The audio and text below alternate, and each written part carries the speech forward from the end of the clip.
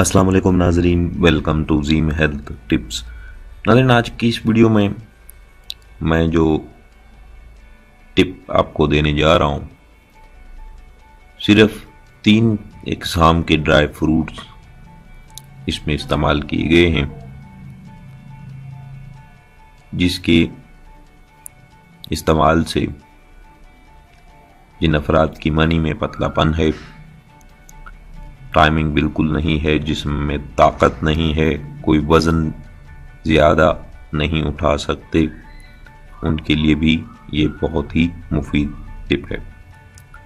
تو دنیا کے کسی بھی کونے میں آپ موجود ہوں، یہ 3 ڈرائی فروٹ تقریباً آپ کو وہاں دستیاب ہوں گے،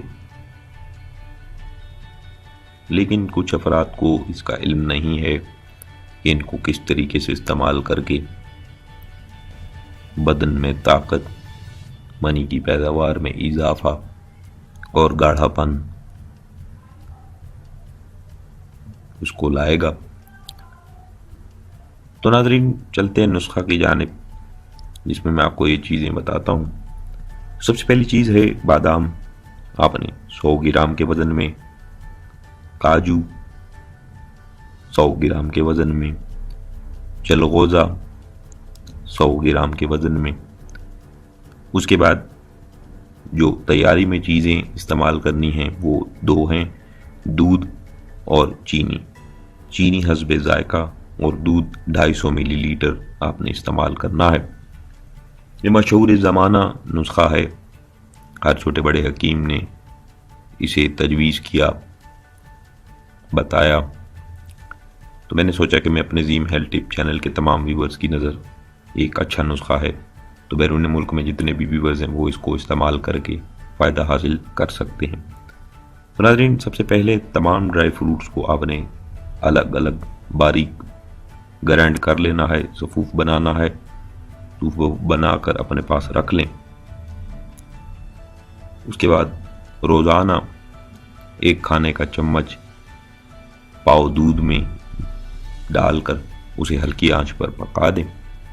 جب دیکھیں کہ دودھ گاڑھا ہو گیا ہے، اس میں تھوڑا گاڑھا پن آ گیا ہے، اتار کر اسے فریج میں رکھ دیں۔ اب مقدار خوراک آپ کی تیار ہے۔